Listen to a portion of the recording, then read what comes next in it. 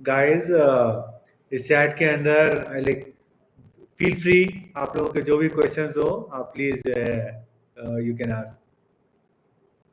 मुझे मोटिवेशन कहाँ से मिला था? रविंद्र। सो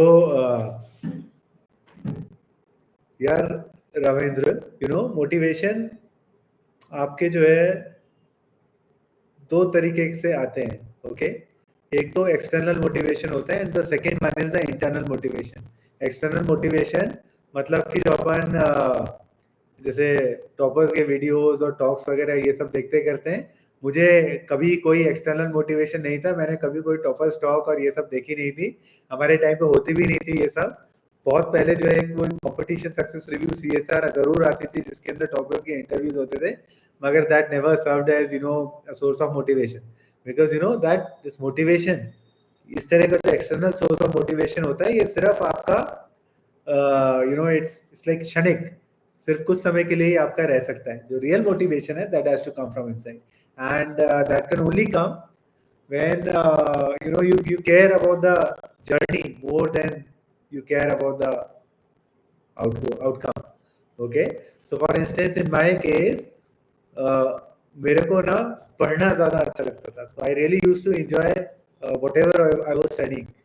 मैंने इकोनॉमिक्स लिया था, हिस्ट्री लिया था, जीएस, ये सब मेरे को पढ़ना ज्यादा अच्छा लगता था, तो that was the source of motivation for me. Next है रविंद्र ने पूछा है स्टडी में कंसिस्टेंसी कैसे बनाए रखें? भाई वेरी सिंपल रविंद्र, स्टडी में कंसिस्टेंसी आपकी तभी बन सकती है जब आप स्टडी को एंजॉय करोगे। Okay, so for instance you know like अपन लोगों को कोहली या सचिन आज की तारीख में देखते हैं, okay, but over the years आप ये देखो आज जहाँ पे कोहली है उसके पीछे ओवर द इयर्स उसकी जो consistency, over the years simply उसको क्रिकेट खेलना अच्छा लगता था, उससे अपनी फिटनेस मेंटेन करना अच्छा लगता था, right? That was the source of his consistency.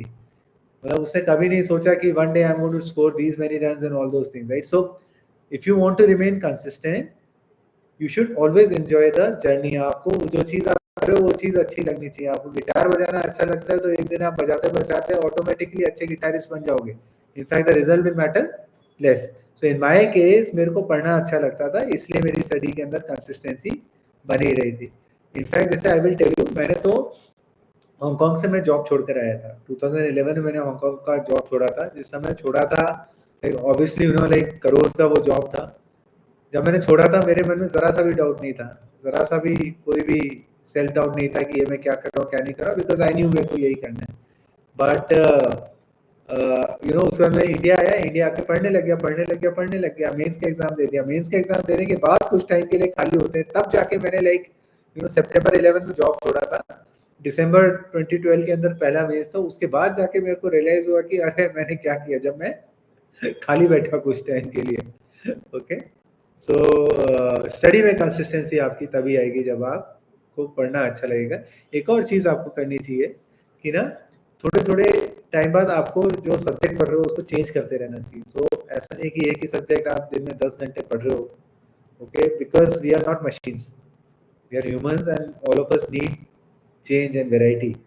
खाना भी आप कितना ही डिलीशियस खाना हो, आप रोज यदि वही खाना खाओगे खाते रहोगे तो ज़्यादा टाइम तक खा नहीं पाओगे। सेम थिंग इज स्टडीज कि आपको जैसे 2 घंटा एक सब्जेक्ट पढ़ लिया, 2 घंटा दूसरा पढ़ लिया, 2 घंटा तीसरा पढ़ लिया एंड सो ऑन। सो इस तरीके से थोड़ा वेराइटी बना के चलोगे एंड डेली पढ़ते रहोगे, इसलिए का फुल टाइम जॉब। तो automatically over the time period things will happen. Next question है जर्नी के बारे में कुछ पता है? जर्नी के बारे में तो मैं ये बता ही चुका हूँ। इनफैक्ट जर्नी के बारे में तो यार सबको इतना कुछ पता है कि अभी तो क्या ही रिपीट करेंगे। उसका मोहम्मद पूछ रहे हैं, हाय सर, सभी रिसोर्सेज तो बताते हैं लेकिन पढ़ना कैसे है, कैसे रिटेन करना है, साइमल्टेनियस 2 और मोर सब्जेक्ट्स कैसे कर रहे थे सर? लर्निंग और रिवीजन। देखो इसके अंदर मोहम्मद ना आपकी सबसे इंपॉर्टेंट चीज होती है, ओके, वो होती है कि खुद की लैंग्वेज में नोट्स बनाना। ओके, जब अपन कोई चीज पढ़ रहे होते हैं, अपन कोई चीज पढ़ते हैं जैसे किताब में कुछ लिखा हुआ है, वो चीज आपने पढ़ी, थोड़े टाइम के लिए यहाँ जाएगी, थोड़े टाइम के लिए यहाँ रिटेन होगी, उसके बाद में छूट जाएगी।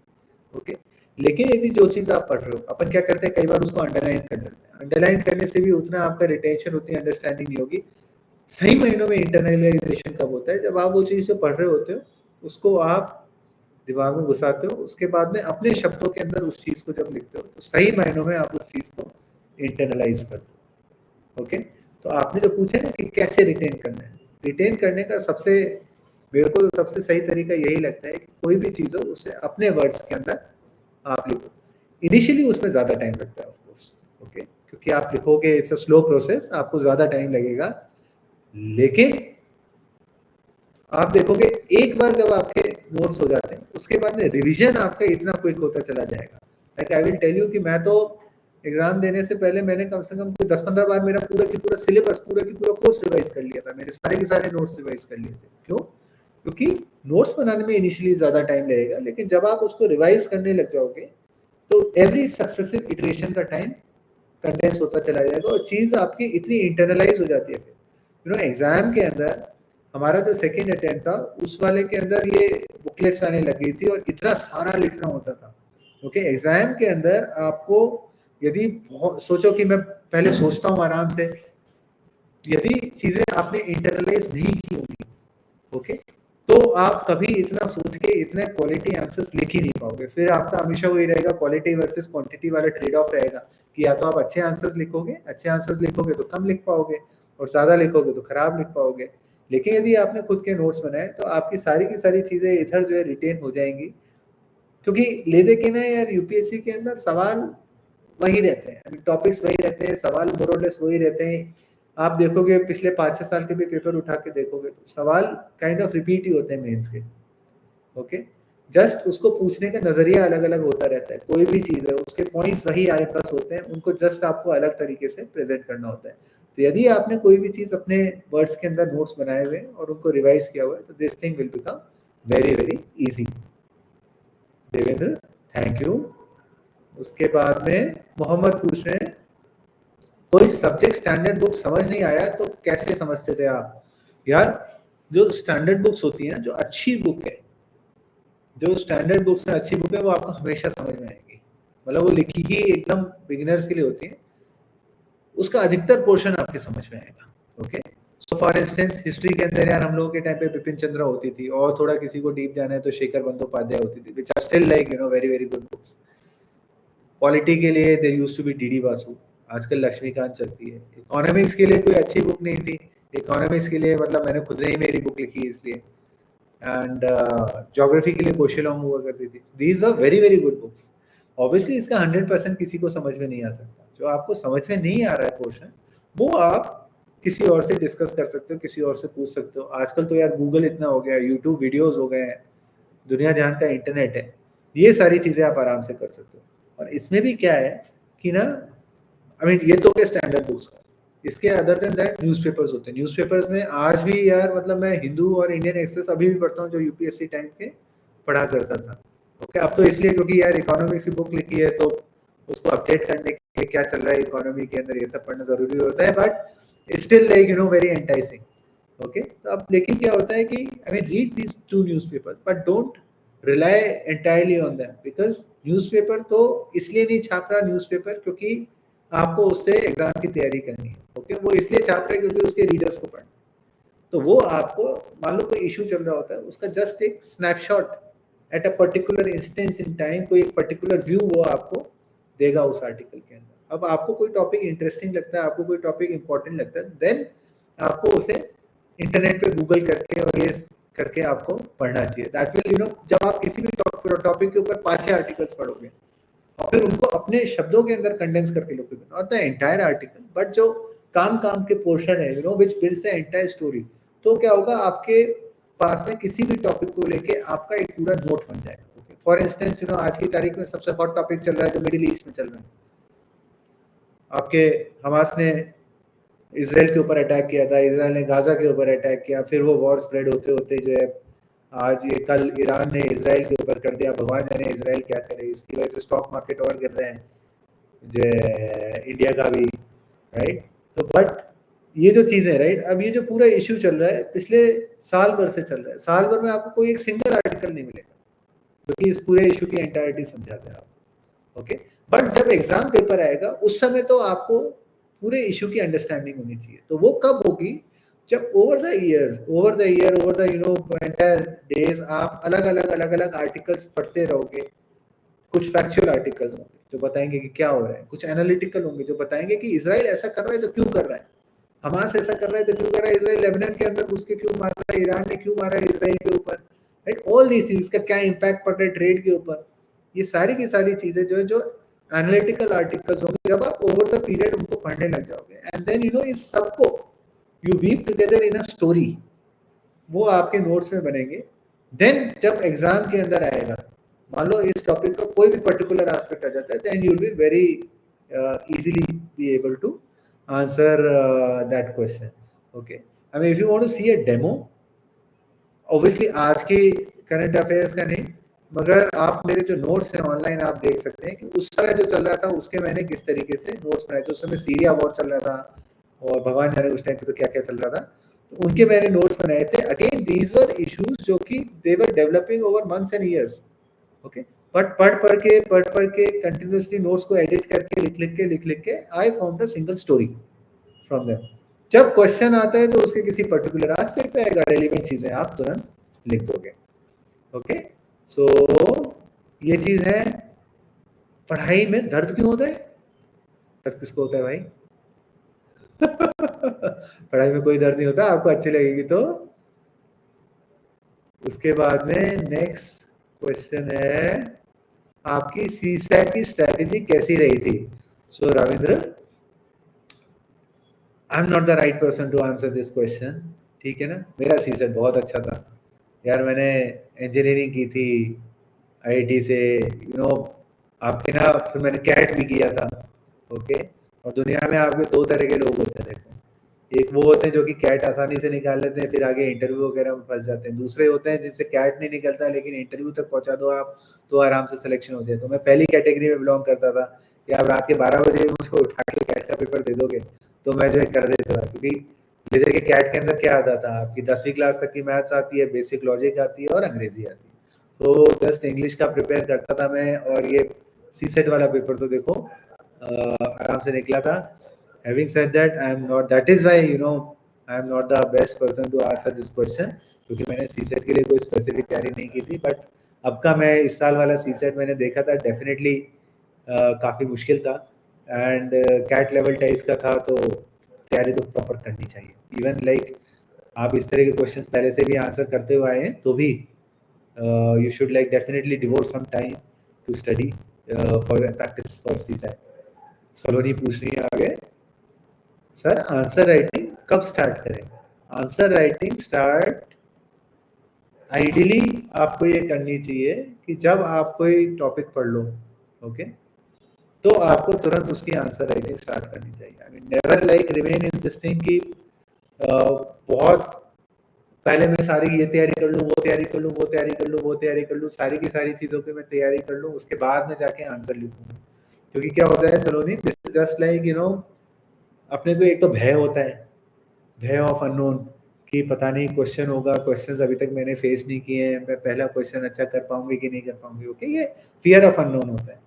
तो अपन क्या होता है कि इसे डिले करते रहते हैं, लेकिन एक्चुअल में क्या होगा कि जब आप एक्चुअल में आंसर राइटिंग करोगे, आंसर राइटिंग भी किसकी, जो प्रीवियस ईयर्स क्वेश्चन होते हैं उनके जब आप करोगे, देन यू विल रियलाइज कि आप कितने पानी में हो। ऑब्वियसली पहली बार में किसी के जो अच्छे आंसर्स नहीं होंगे करेंगे, बट धीरे धीरे over a period of time then only आप जो है सही डायरेक्शन में चलोगे, उस लेवल तक पहुंचोगे। देखो बड़ी सिंपल सी चीज है यूपीएससी के अंदर, भले एग्जैक्ट क्वेश्चन रिपीट ना हो मगर पैटर्न्स, डिफिकल्टी लेवल हमेशा वही की वही रहता है, हमेशा रिपीट होते रहते हैं। ओके, तो यदि आप पिछले 5-10 साल के क्वेश्चन इजीली आंसर कर पा रही हो तो ऑब्वियसली आप इस साल के क्वेश्चन भी आराम से आंसर करोगे। और यदि आपको पिछले 5-10 साल के क्वेश्चन आंसर नहीं कर पा रहे हो तो मोर लाइकली देन नॉट आप इस साल के भी क्वेश्चंस आराम से आंसर नहीं कर पाओगे। Okay, so that is why जो प्रीवियस ईयर्स क्वेश्चंस होते हैं उनको ऑब्वियसली लाइक उनको हमेशा लाइक ट्रीट दैट एज एक होता है ना, आप जैसे कोई नेविगेशन के टर्म्स में आप देखो कोई शिप होता है तो एक वो लाइट हाउस होता है या नॉर्थ स्टार होता है, ओके, जिस जो आपको नॉर्थ बताता रहता है। तो treat this previous years questions as north star, जो आपको हमेशा जो है सही डायरेक्शन दिखाएंगे और आपको उस लेवल तक पहुंचना है। रजनीश, आपको पढ़ना अच्छा लगता है, very good, keep on enjoying it. Ravindra पूछ रहा है आपकी रिवीजन स्ट्रैटेजी कैसी रही थी? मेरी रिवीजन स्ट्रैटेजी बड़ी सिंपल थी भाई। 2 कंपोनेंट थे उसके। पहला, जैसे मैंने आपको बताया कि मैं अपने वर्ड से मेरे नोट्स बनाता था और मेरे नोट्स सारे ऑनलाइन मेरे ब्लॉग पर हैं। आप लोग जो है बेसिक सर्च करोगे आपको मिल जाएंगे, सारे के सारे आप देख सकते हो। Okay, that will give you an idea of what I am talking about. Okay, तो एक बार जब खुद के वर्ड से नोट्स बन जाते हैं उसके बाद में तो यार चीज़ें इतनी रिवीजन के लिए आसान हो जाती है। मैंने 10-15 बार पूरा कोर्स ही रिवाइज कर लिया था। सेकेंड चीज़ थी कि मैं, जैसे मेरे पापा मेरी बड़ी हेल्प किया करते थे। पापा मेरे जो है लेके बैठते थे और मैं पापा को सुनाता रहता था, हाँ ये चीज़ है, ये चीज़ है, ये चीज़ है, ये चीज़ है। तो that really help me in revision. उसके बाद में रजनीश बोल रहे हैं पढ़ना अच्छा लगता है but preparation for competition is different. Rajneesh, एक चीज मैं आपको बता दूं, ये जो बड़े बड़े कंपटीशन होते हैं ना, right, I mean these are, इसमें एक्चुअल में देखा जाए तो आपका किसी से कंपटीशन है ही नहीं। आपका सिर्फ अपने आप से कंपटीशन रहता है। देखो, आप किसी और के बारे में सोचोगे तो you will and up nowhere. Okay, आपको तो सिर्फ अपने आप को जो प्रीवियस ईयर्स क्वेश्चंस हैं उनके लेवल तक ले जाना है। Okay, I will tell you. अब जैसे मेरा इकोनॉमिक्स बहुत अच्छा था, इकोनॉमिक्स मेरा बेसिक सब्जेक्ट था, राइट। मेरे इकोनॉमिक्स ऑप्शनल में हाईएस्ट मार्क्स भी आए थे सारे के, मतलब नॉट जस्ट इकोनॉमिक्स ऑप्शनल के अंदर हाईएस्ट थे वो, बल्कि अक्रॉस ऑल ऑप्शनल्स जो है इंडिया में हाईएस्ट मार्क्स थे मेरे। दैट इज वाई मेरी रैंक 1 आई थी उस टाइम। बट क्या है कि जब मैंने पहली बार इकोनॉमिक्स के प्रीवियस ईयर्स क्वेश्चंस देखे तो मेरे को हवा भी नहीं लगी कि अरे क्वेश्चन क्या पूछ रहे हैं। अभी क्वेश्चंस इस तरह से होते थे कि स्पेशल जो क्लासिकल थ्योरी है, ओके, कि जो जनरल थ्योरी थी कीन्स की, that is just a special case of classical theory, right. I mean मेरे को जनरल थ्योरी कीन्स की पता थी, मेरे को क्लासिकल थ्योरी पता थी, बट मेरे को हवा ही नहीं लग पाई कि कैसे जो है जनरल थ्योरी के क्लासिकल थ्योरी का special case. Okay, Milton Friedman की कोई कोट रहती थी और भगवान जाने क्या क्या रहता था। ओके, पहली बार में तो मेरे समझ ही नहीं आते थे क्वेश्चंस। पहले इटरेशन में मैं सिर्फ जो इकोनॉमिक्स के मॉडल्स हैं, जो इकोनॉमिक्स की थियरीज हैं, वो समझ पाता था। धीरे धीरे धीरे धीरे जब मैं उनको और पढ़ने लगा और एक्सप्लोर करने लगा, तब मेरे को समझ में आने लगा कि अच्छा ये क्वेश्चन क्या पूछ रहे हैं। उसके बाद में धीरे धीरे प्रैक्टिस करते करते वो सारे के सारे ग्राफ्स और वो सब प्रैक्टिस करते करते धीरे धीरे आफ्टर 3-4 अटेम्प्ट्स मैं इस लेवल पे पहुंच पाया कि मैं प्रीवियस ईयर्स क्वेश्चंस को आंसर कर पाऊँ। और जब मैंने वो आंसर किए, ऑब्वियसली मेरा लेवल यूपीएससी का लेवल था, एंड मैंने जो मेरा ईयर था उसके भी क्वेश्चंस को अच्छे से आंसर किए। ओके, सो हमेशा, I mean just focus on improving yourself. आपका कंपटीशन किसी और से है ही नहीं, आपको सिंपली प्रीवियस ईयर्स क्वेश्चन के लेवल पे पहुंचना है। End of story. Next Randeep पूछ रहे हैं, sir I am from non economics background and chose economics as my UPSC option. Unfortunately, I haven't been able to cover it sufficiently in a year. Should I give it another try? Your advice on it.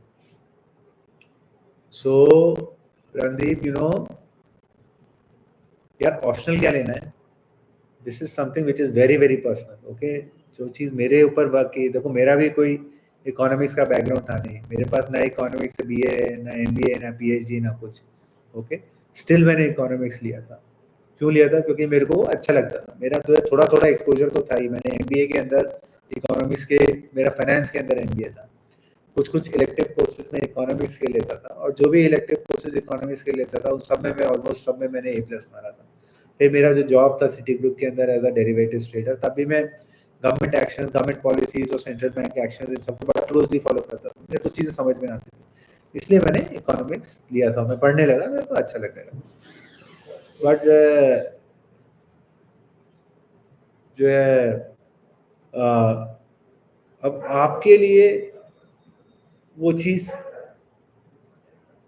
कर पाएगी कि नहीं कर पाएगी, यार ये तो क्या है, आपको इसका आंसर निकालना पड़ेगा। इन द सेंस कि कोई भी ऑप्शन लेने से पहले ना 2-1 महीने उसको पढ़ के देखना चाहिए। उसका पेपर 1 वाले पोर्शन को पढ़ के देखना चाहिए कि वो आपको अच्छा लग रहा है कि नहीं लग रहा है। यदि आप पेपर 1 वाली जो है किताबें पढ़ रहे हो, समझ रहे हो, पढ़ पा रहे हो, तो क्या है कि आप वो ऑप्शन खींच लोगे। यदि आपको लग रहा है कि आप खींच पा रहे हो, ओके, जस्ट दैट कि आपको टाइम नहीं मिल पाया या मे बी आपकी बुक्स सही नहीं थी। देखो बुक्स वगैरह जो थी आज भी वही स्टैंडर्ड बुक्स होंगी। आप मेरे ब्लॉग के अंदर देखना, उसके अंदर मैंने इकोनॉमिक्स ऑप्शनल की एक ब्लॉग पोस्ट भी है, उसके अंदर सारे जो पेपर 1 के पेपर 2 के जो लिंक्स थे, वो रेफरेंसेस थे, वो सारे के सारे मैंने दिए हुए हैं। आप देखना मोर और less you will B studying the same books, है ना? यदि बुक्स वो नहीं पढ़ रहे हो तो बुक्स चेंज करो भाई। बुक्स वही पढ़ रहे हो, मे बी यू नो चीज़ आपके समझ में आ रही है बट इनफ टाइम नहीं मिला, then it's okay, you can you know take another year. लेकिन आपको सीरियसली लग रहा है आपको चीज़ समझ में नहीं आ रही है डिस्पाइट योर बेस्ट एफर्ट्स, तो फिर क्या यार कि चेंज योर ऑप्शन। अगर कोई भी ऑप्शन लो, आप सबसे पहले, like this goes for everybody and for all option, सबसे पहले आप 2 महीने उसकी पेपर 1 की किताबें पढ़ो। वो किताबें आपको स्टैंडर्ड टेक्स्ट बुक समझ में आती हैं तो ठीक है, ले लो, otherwise just don't take it. क्योंकि ऑप्शनल के अंदर ना मतलब आपको उस सब्जेक्ट का स्पेशलिस्ट बनना होता है, उसके डीप में उतरना पड़ेगा, और वो तब तक जब तक आपको वो ऑप्शनल अच्छा नहीं लगेगा आप उतना डीप उतर नहीं पाओगे। उतर नहीं पाओगे डीप में तो फिर आपको उतने अच्छे मार्क्स आ नहीं पाएंगे। मोहम्मद पूछ रहे हैं geography, history, political, economics, environment कैसे करा सर? इतने टाइम में इतने सब्जेक्ट के चैप्टर खत्म करना है, एक डिसाइड कर पाते अगर ना समझ आना। भाई देखो इन सब की ना स्टैंडर्ड बुक्स होती हैं। ज्योग्राफी की स्टैंडर्ड बुक मैंने आपको बताई कोशिलॉन्ग, हिस्ट्री की मैंने आपको बताई बिपिन चंद्रा थी और शेखर बंदोपाध्याय, पॉलिटी की डी वासु या लक्ष्मीकांत, इकोनॉमिक्स की तो मेरी किताब है, मेरी बुक पढ़ लो। एनवायरनमेंट की यार कोई बुक नहीं आती, बहुत नोट्स हुआ करते थे, तो इधर उधर से नोट्स वगैरह लेके एनवायरनमेंट का पढ़ते थे, प्लस करंट अफेयर्स में से एनवायरनमेंट पढ़ते थे, तो यही सब पढ़ पढ़ के आराम से हो जाता था। उसके बाद में next question is Saloni again, like I have answered your question, answer writing कब से स्टार्ट करें? जब आपने कोई टॉपिक कंप्लीट कर लिया, उसके क्वेश्चंस आप अटेम्प्ट करने लग जाओ। एंड आंसर राइटिंग में do always join a test series, क्योंकि टेस्ट सीरीज क्या है, आपको एक एक्सटर्नल फीडबैक देगी, इंडिपेंडेंट फीडबैक देगी। टेस्ट सीरीज हमेशा आप ज्वाइन करना। नेक्स्ट है सिलोप sir, what were your expectation before you join and what was the reality and how worth it was it?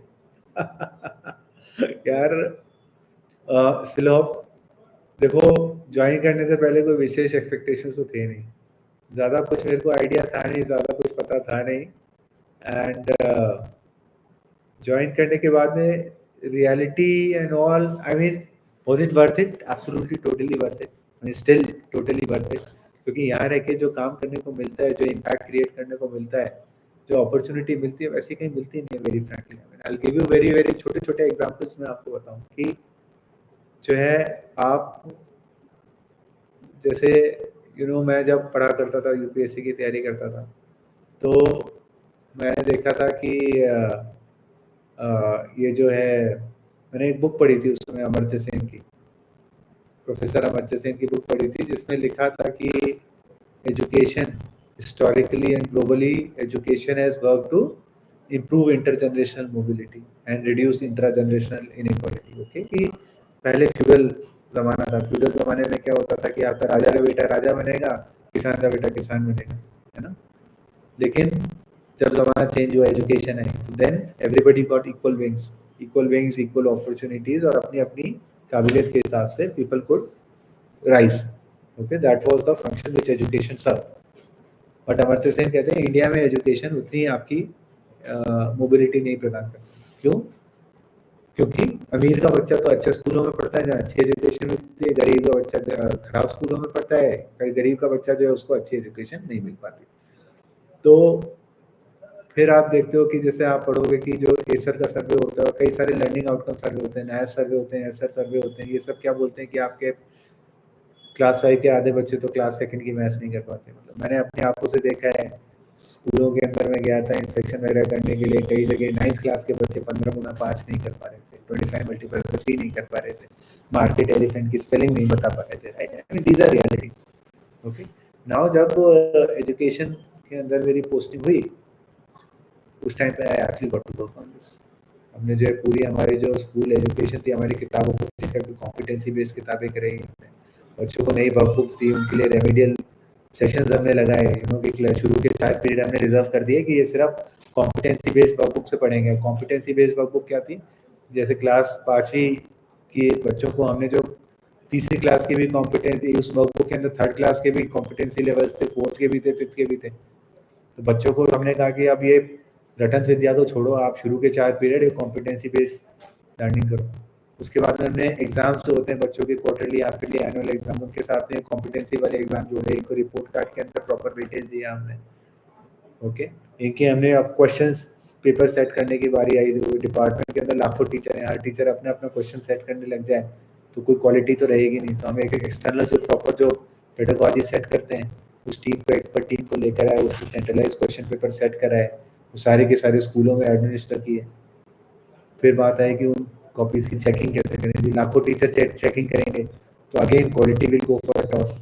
Okay, क्योंकि हर टीचर का यार same level, same motivation level and ये सब नहीं होता।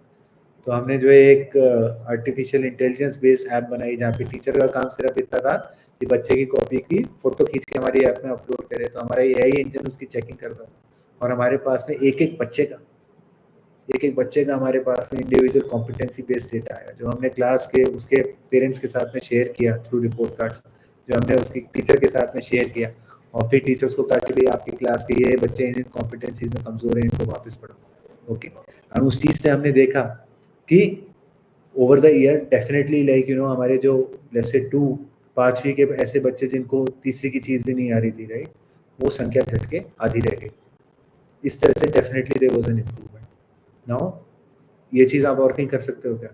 नहीं कर सकते। अभी जैसे मैं करेंटली जोधपुर के अंदर हूँ, तो जोधपुर के अंदर you know it's an urban kind of a city, urban kind of a city है। यहाँ पे अर्बन सारी प्रॉब्लम्स रहती हैं। इस बार आप लोगों ने GS3 जिन्होंने दिया होगा, उसके अंदर 2 क्वेश्चंस आए थे। वो दोनों क्वेश्चंस ऐसे थे जिनसे मैं करेंटली जूझ रहा हूँ। एक आपका इंडस्ट्रियल पोल्यूशन के ऊपर था कि कैसे वो रिवर्स को, वाटर बॉडीज को पोल्यूट करता है, और दूसरा जो क्वेश्चन था वो आपका ये अर्बन फ्लड्स के ऊपर था। ओके, यहाँ जोधपुर के अंदर पास में एक जोजरी रिवर रहती है। जोजरी रिवर के अंदर जोधपुर का सारा की सारा डोमेस्टिक सीवेज जाता है और इंडस्ट्रियल वेस्ट जाता रहता है, और वो रिवर एकदम काली चलती रहती है। और सेकंड जो है, यहाँ पर इस बार इतनी बारिश हुई, कोई ड्रेनेज है नहीं, तो सारी की सारी सड़कें डूब जाती हैं, सड़कें टूट जाती हैं। ओके, तो इन चीज़ों के साथ में I am like right now struggling, इनके ऊपर I am right now working. अब हमने क्या किया कि हमने प्रॉपर एक ड्रेनेज प्लान बनाया। ड्रेनेज प्लान क्या बनाया है कि जो है हमने आइडेंटिफाई किया कि जोधपुर के अंदर ये डूब के पॉइंट्स हैं, लाइक दीज आर 39 एरियाज जो कि डूबते हैं। ड्रेनेज प्लान क्या होता है कि ये जो डूब वाले एरियाज हैं, इनको हमारे को जोजरी रिवर तक कनेक्ट करना है, क्योंकि वो जोधपुर का नेचुरल ड्रेनेज है। अब उन्हें हमें ड्रेन्स बना के कनेक्ट करना है कि कुछ ड्रेन्स, जैसे मान लो ये पॉइंट है, इसको यहाँ से कनेक्ट करना है, तो कुछ पोर्शन में ड्रेन ऑलरेडी बना हुआ है जहाँ कोई दिक्कत नहीं है, कुछ पोर्शन में ड्रेन अभी बन रहा है जहाँ बजट आया हुआ है, कुछ मिसिंग लिंक है। ये मिसिंग लिंक वाले के लिए हमारे को नए बजट की जरूरत है, नए प्रपोजल वगैरह बना के हमने भिजवाए। ओके, बजट आएगा, इनका हम काम करवाएंगे। जो सड़कें हैं, सड़कें वगैरह हमने रिपेयर वगैरह करवाई है, नई सड़कें हमने सैंक्शन कराई, so all these things. Okay, sewerage है, आपकी जो सीवरेज बनी थी, मान लो आपकी इतनी बड़ी लाइन लगी है, ये अभी ब्लॉक चल रही है, सीवरेज की आपको इतनी बड़ी लाइन बनानी है, तो इसका पूरा की पूरा जो डिटेल प्रोजेक्ट, जो DPR बनती है, जो नया प्रोजेक्ट जो बनाते हैं, उसकी सैंक्शन के लिए टेक्निकल एग्जामिनेशन वगैरह जो करते हैं, वो सारी चीज़ें करवा रहे हैं। ओके, कई सारे आपके ट्रैफिक के चोक पॉइंट्स हैं, उन चोक पॉइंट्स को कैसे इम्प्रोवाइज कर सकते हैं, कैसे नए फ्लाईओवर वगैरह बनाने हैं, वो सारी की सारी चीज़ें कर रहे हैं। ओके, अब आप ये बताओ कि ये सारी की सारी चीज़ें आप कहीं और रह के कर सकते हो? Probably not. Not many, positions will give you this kind of an opportunity to actually do something which creates a lasting impact. Okay, कि हमने जो एजुकेशन में किया उसका आपको इम्पैक्ट अगले 5-10 साल पे दिखता रहेगा। जो यहाँ जोधपुर के अंदर मान लीजिए टाइम मिलता है, जो कुछ भी कर पाते हैं, उसका इम्पैक्ट आगे जो 10-15 साल तक दिखता रहेगा। Okay, so that is why absolutely and totally worth it. उसके बाद विशाखा पूछ रही है कि sir how to improve essay score. बेटा देखो क्या होता है, ऐसे जो होता है, ओके, आप यदि हिंदू या इंडियन एक्सप्रेस के अंदर ऑपेट्स पढ़ते हो, एडिटोरियल्स पढ़ते हो, ऑपेट्स पढ़ते हो, जैसे वो लिखे होते हैं वैसे आपको ऐसे लिखना होता है। उतना इंटरेस्टिंग होना चाहिए, उतना जेनरिक होना चाहिए। आपको ये रियलाइज करना होगा कि जो आपका ऐसे पढ़ रहा है that is a generic person. Okay, तो आपका ऐसे इतना कसा हुआ, it should be like a story. आप कोई मूवी देखने जाते हो, ओके, अभी लेटेस्ट मूवी कौन सी आई है? I don't know, latest movie कोई भी आई होगी, कोई अच्छी मूवी जो होती है, एक अच्छी मूवी के अंदर क्या होता है, आपका एक्टर भी अच्छा होता है, एक्ट्रेस भी अच्छी होती है, डायलॉग डिलीवरी भी अच्छी होती है, डायरेक्शन भी अच्छा होता है, स्टोरी भी अच्छी होती है। ये सारी की सारी चीज़ों को पिरोना होता है। Okay, so writing an essay is like making a movie. आपको एक अच्छी मूवी बनानी है, ये सारे के सारे इंग्रेडिएंट्स हैं। कैसे आप उन सबको पिरो के एक अच्छी मूवी बनाते हो जो कि एक टोटली थर्ड पर्सन जिसका कोई इंटरेस्ट नहीं है उस चीज़ के अंदर, जिसको आपकी जैसी दिन के अंदर मे बी 25-30 कॉपियाँ चेक करनी है, उसको वो अच्छा लगे, उसके सामने जो है स्टैंड आउट करे। तो इस तरह का ऐसे आपको लिखना होता है। यदि आपके ऐसे का लेवल जो एडिटोरियल्स हैं, ऑपेड्स हैं, उनके तरह का हो रहा है, तो then it is absolutely fine. एक और चीज़ होती है राइट, कि ऐसे ना एक फ्लो में बहना चाहिए, एक सूत्र के अंदर पिरोया होना चाहिए, ओके, कि पूरी एक कहानी की तरह फ्लो होना चाहिए, डिसजॉइंट टाइप्स का नहीं होना चाहिए कि कुछ यहाँ लिख दिया, कुछ यहाँ लिख दिया, कुछ वहाँ लिख दिया, कुछ वहाँ लिख दिया। इसका एक बड़ा ईजी सा हैक होता है। ईजी सा हैक क्या होता है कि पहले आप ये सोच लो कि ऐसे के अंदर आप कहना क्या चाह रहे हो, ओके, कि फॉर इंस्टेंस कोई ऐसे आया तो आपकी ओपिनियन क्या है कि मेरे को ऐसे के अंदर ये कहना है, so that becomes your centralised theme. उसके बाद में आप उसको रीइंफोर्स करोगे कि ओके मैं ऐसा इसलिए कह रहा हूँ because of these reasons, okay. Reasons जब आप देते हो ऑब्वियसली उसको इंटरेस्टिंग करने के लिए आप रेलिवेंट एग्जांपल्स देते रहोगे। जैसे आप मेरी बुक पढ़ोगे, ओके, जो भी कोई चीज़ मैंने लिखी है, कोई कंसेप्ट मैं आपको समझाता हूँ उस बुक के अंदर, तो मैं कुछ ना कुछ आपको एग्जांपल देता हूँ करंट उसका, कि I mean probably Rishi Sunak का, लिज ट्रस का, व्हाटएवर, राइट। इस तरह से एग्जांपल्स देता रहूँगा, फेड का और ये सब। तो आपको एग्जांपल्स दे दे के आप एक पॉइंट एम्फेसाइज करोगे। अब ये पॉइंट आपने रीजन बन दिया, उसके बाद में बस इतना से लिख दो कि hence that is why coming back to the old thing, ये ऐसा होना चाहिए।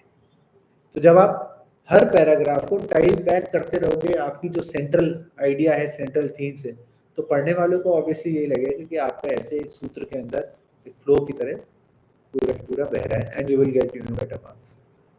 नेक्स्ट है देवेंद्र कह रहे हैं सर ये समझना में आ जाना कि यही करना है, और एग्जाम लाइक यूपीएससी जिसमें आप कितना भी प्रेप कर लो, is always an uncertainty. How you feel that this is the time I can clear this exam? तो यार यूपीएससी के अंदर ऑब्वियसली काफी अनसर्टेनिटी होती है, आप कुछ भी कर लो, आप 100% सिलेबस तो कवर कर ही नहीं सकते, ओके। इनफैक्ट सिर्फ जब आप नए होते हो तभी आप सर्टेन होते हो कि एग्जाम क्लियर करोगे। जब मैं फर्स्ट अटेम्प्ट मेरा दे रहा था, जब मैंने कभी यूपीएससी अटेम्प्ट नहीं किया था, तब मेरे को लग रहा था कि मेरी जो है टॉप 10 के अंदर रैंक आएगी। मगर जब मैंने पहला पेपर दे लिया, उसमें मेरे जैसे मार्क्स आए, तो सेकंड अटेम्प्ट के टाइम पे तो मेरे को यही नहीं भरोसा था कि मेरा क्लियर भी होगा कि नहीं होगा, जब सेकंड अटेम्प्ट के अंदर मेरी रैंक हो, ओके। तो इसके अंदर still not everything is random, there's a method, and the method is previous years questions। आप यदि previous years questions को, मैंने कहा ना, उनको नॉर्थ स्टार बना लो, तो यदि आप कंटिन्यूसली उसी डायरेक्शन में जाने की कोशिश करते रहोगे ना, तो अपने आप उस लेवल तक पहुंचोगे। How to start answer writing Saloni, इतनी बात तो मैं बता चुका हूँ कि जब आप कोई टॉपिक पढ़ो उस टाइम पे आप आंसर राइटिंग स्टार्ट करो। How much satisfied with your job Vineet, I think ये भी मैं बता ही चुका हूँ through all these examples and all. Motivated कैसे रहे? Motivated Ravindra, internal motivation is the biggest motivation. Internal motivation तब आता है जब आप वो जर्नी एंजॉय करते हो, ओके, कि आप कहीं ट्रैकिंग पे जा रहे हो, राइट, तो you enjoy the track, forget about कि कहाँ जाना है कहाँ नहीं जाना। तो अपने आप यदि आप ट्रैक एंजॉय करो तो करते करते पहुंच जाओगे जहाँ पे जाना है। नेक्स्ट क्वेश्चन जो है Swarnim, how to be smart and intelligent like you, I am ready to bring change in my self. जो सिचुएशन आपकी आईआईटी में हुई थी जेई के बाद, वो मेरी क्लास 9th में हुई 8th बोर्ड के बाद। यार स्वर्णिम देखो, ऐसा है कि जीवन ना कभी यूं नहीं चलता, स्ट्रेट लाइन में कभी नहीं चलता। लाइक स्टॉक मार्केट होता है ना, ऊपर नीचे वो होके जाता रहता है, वैसे आपका जीवन हमेशा यूं चलता रहता है, ओके। बट जो मैटर करता है वो मैटर यही करता है जब आपके डाउन फेज चल रहा होता है, राइट। आपने बताया 9th क्लास में हो, और ये जब ये डाउन फेज चल रहा होता है, उस टाइम पे you should never give up. उस टाइम पे you should gather all your strength. उस टाइम पे you should really ask yourself कि क्या गलती हुई, जो गलती हुई उसको सुधारो। उस टाइम पे अपने आप को डिसिप्लिन करके just focus your energies in the right direction, और फिर आप देखेंगे कि अपने आप आपका नेक्स्ट वीक आएगा। तो the only way is to better yourself, become a better version of yourself. आपका किसी और से कोई कंपटीशन है ही नहीं, आपको सिर्फ अपने आप को बेहतर बेहतर बेहतर बेहतर बनाया जा रहा है इस बारे में। आजकल यार मैं काफ़ी सारी सोशल मीडिया पे इस तरह की चीज़ें आती भी हैं कि kids students they commit suicide preparation के प्रेशर में या जॉब के प्रेशर में, इस तरीके से। बट यार कभी ना इन चीज़ों को कभी इतना दिल से नहीं लगाना चाहिए कि इतना बड़ा नहीं बना लेना चाहिए कि भाई आपको जीवन लगने लग जाए।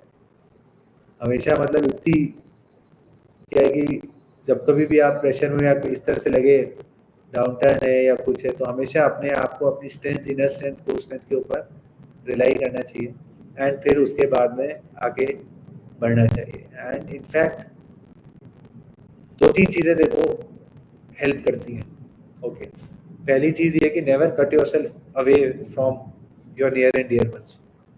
हमेशा जैसे जब मैं पढ़ाई करता था, मैं तो मतलब मेरे पापा मेरी पढ़ाई में इतना इन्वॉल्व रहते थे, मेरे पापा से क्वेश्चन आंसर्स पूछता रहता था, पापा को आंसर्स चेक कराता रहता था, पापा मेरा रिवीजन सुनते रहते थे।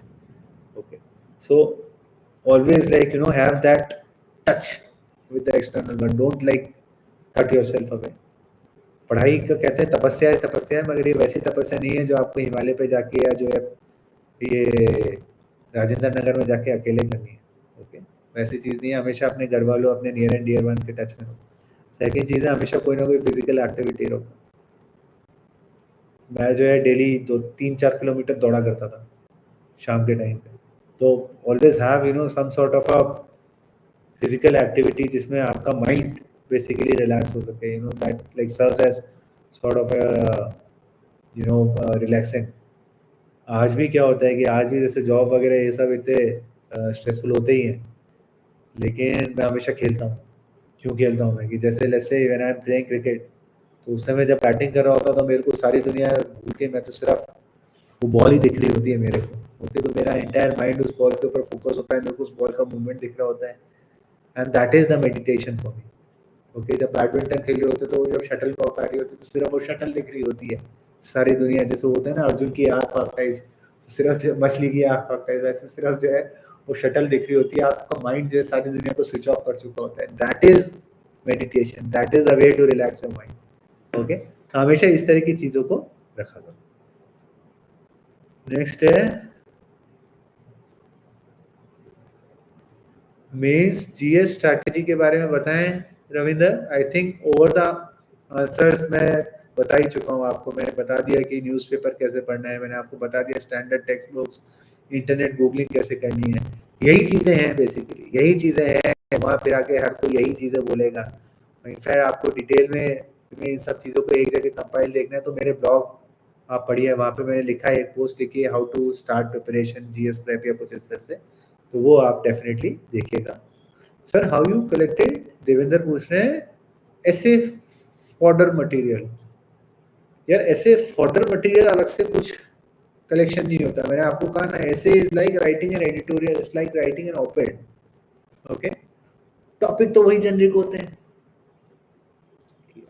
जनरिक टॉपिक आप इस साल के भी देखो ना, इस साल के ऐसे के क्या टॉपिक थे यार, इस साल के ऐसे के आपके वो टॉपिक, एक वो था ना कि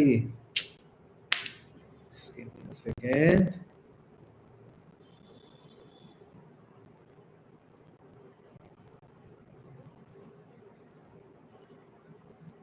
भाई पता नहीं कोई टॉपिक किसी ने डाला था, empires of future will be mind वाले और जो होंगे, और उस तरह का डाला था कि